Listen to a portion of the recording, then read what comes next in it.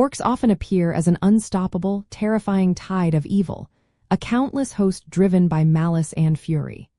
They seem to overrun all in their path, but behind that formidable exterior, what truly makes them vulnerable, and what weaknesses do heroes consistently exploit to defeat them?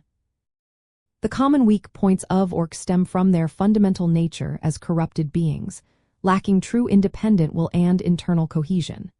They are prone to infighting, exhibit poor morale when leadership falters, and possess a general slovenliness that impacts their effectiveness and resilience. Their inherent corruption means they are not creators but destroyers, and their motivation is primarily fear of their masters. The core reason for these weaknesses lies in their horrific origin.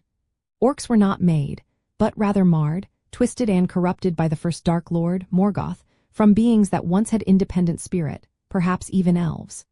This process of corruption fundamentally deprived them of true creativity, noble purpose, and genuine courage. They became instruments of evil, driven by a perverse imitation of will, forever dependent on a strong, malevolent master. Their internal struggles, distrust, and envy are direct consequences of this ancient, terrible perversion.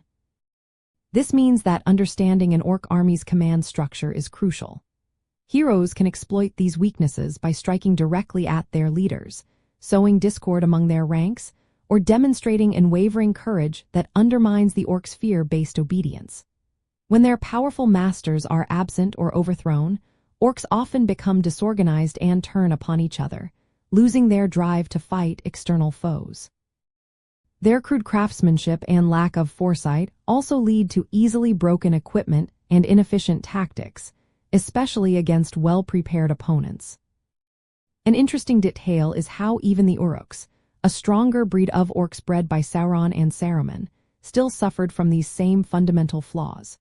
While they were more disciplined and resistant to sunlight, they remained slaves to their master's will, lacking the self-directed purpose found in free peoples. Their strength was derived from the power of their commander, and without it, they too would eventually succumb to their inherent disunity and malice. This dependency on an external evil force is their ultimate downfall. Ultimately, recognizing these inherent weaknesses transforms orcs from an overwhelming, faceless threat into a flawed and conquerable foe.